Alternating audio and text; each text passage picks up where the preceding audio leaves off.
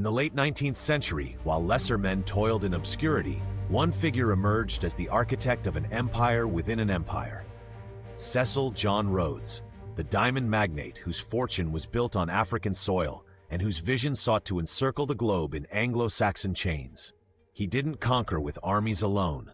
He schemed with wills, scholarships, and secret societies, leaving a legacy that whispers through the corridors of power to this day.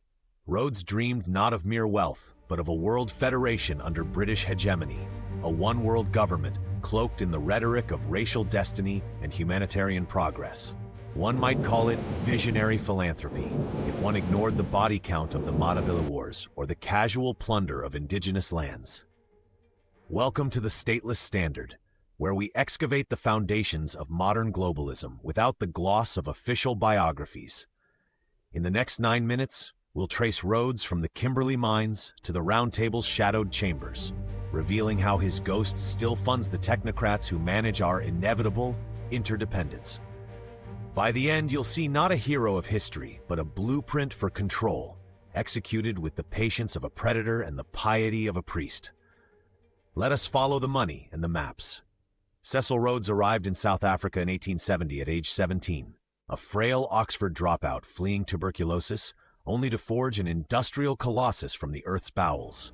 By 1888, through ruthless mergers and Rothschild-backed loans, he controlled 90% of the world's diamond supply via De Beers Consolidated Mines. His consolidated gold fields reaped millions annually, funding not just opulent estates, but a geopolitical fever dream. Rhodes wasn't content with profit. He craved dominion. As Prime Minister of the Cape Colony from 1890 to 1896, he orchestrated the Jameson Raid, a botched coup against the Boers that ignited the Second Anglo-Boer War, and redrew maps to stretch British rule from the Cape to Cairo, a private fiefdom of exploitation masked as civilizing mission. Cynics might note that his duty to seize every opportunity of acquiring more territory conveniently aligned with the ledgers of London bankers. More territory meant more Anglo-Saxons, more markets, and inevitably more wars to secure them, though Rhodes preached the end of conflict through unchallenged supremacy.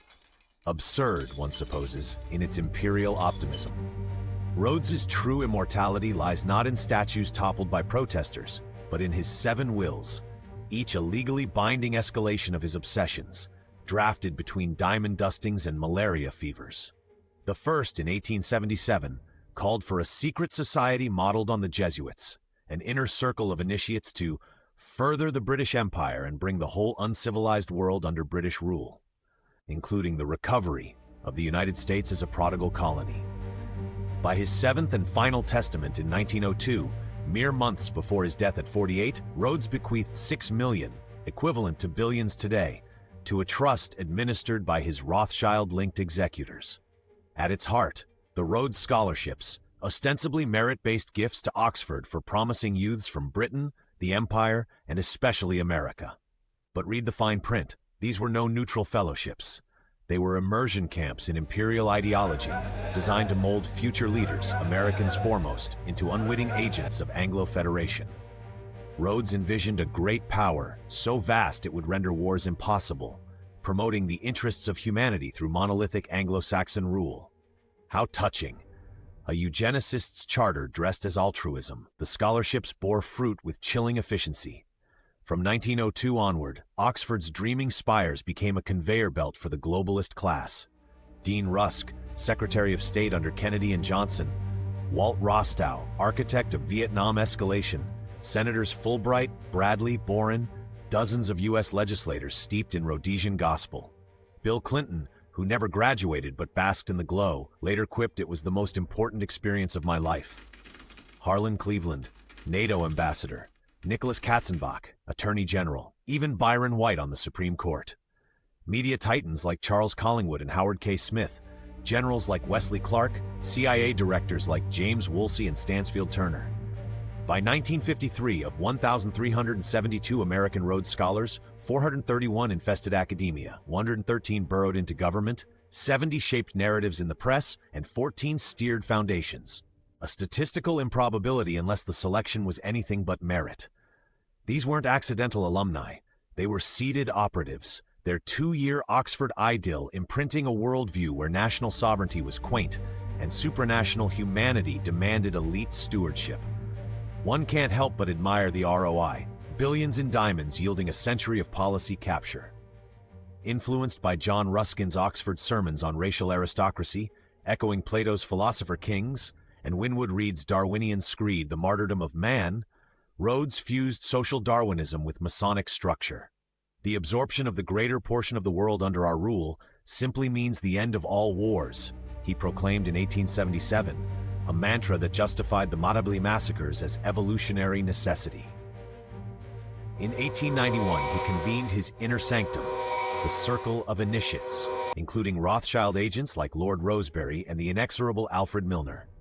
This evolved post-mortem into Milner's Kindergarten, a cadre of Oxford wonderkins imported to South Africa to administer Rhodesia as a laboratory for federation. By 1909-1913, under Milner's baton, they birthed the Round Table groups, semi-secret salons in London, Ottawa, Canberra, Delhi, and New York, linked by private correspondence, transatlantic voyages, and the eponymous Quarterly Journal. Funded by Rhodes's fortune, Astor newspapers, and Carnegie slush funds, these weren't debating clubs. They were nerve centers for permeating policy. Lionel Curtis, the High Commissioner who preached a kingdom of heaven on earth led by English speakers, formalized it, a world state emerging from Atlantic hegemony, socialism's velvet glove over banking's iron fist. The Round Table's genius was its invisibility. From London, it orchestrated the 1919 Paris Peace Conference's imperial carve-ups, birthed the Royal Institute of International Affairs, Chatham House, as its British brain, and its American doppelganger, the Council on Foreign Relations, CFR, bankrolled by J.P. Morgan and Astor Gold. The Pilgrim Society, launched in 1902, bridged the Atlantic, capturing the U.S. democratic machine while Republicans dined at the same table. Wars? Mere accelerants. The Boer conflict tested federal models. World War I birthed the League of Nations prototype. By 1925, with Milner's death, leadership passed to Curtis, then Lord Brand of Lazard Brothers, ensuring finance's veto over diplomacy. Today, the web endures. Rhodes money launders through trusts into ESG mandates and global governance forums, where Olympians once called the Committee of 300 debate carbon serfdom over caviar. Even Queen Elizabeth II confided in 2002 to her butler, "There are powers at work in this country about which we have no knowledge." How quaint, the figurehead acknowledging her own obsolescence. In the end, Cecil Rhodes and his Round Table didn't merely extend an empire. They globalized it, repackaging conquest as consensus. Their one-world vision, Anglo-Saxon edition, evolved into the multilateral maze we navigate. UN resolutions drafted in CFR lounges, trade pacts inked at Chatham House. It's a testament to patient predation, wolves in scholarships clothing, feasting on sovereignty while preaching unity. The cynicism? They sold it as salvation, and we bought the brochures. If this chronicle of imperial alchemy has pierced your illusions, like and subscribe to the Stateless Standard for more dissections of durable power. Comment below, Rhodes's heir or relic, what endures today? Share to unmask a fellow traveler. Stay vigilant, stay sovereign. Until next time, stay free.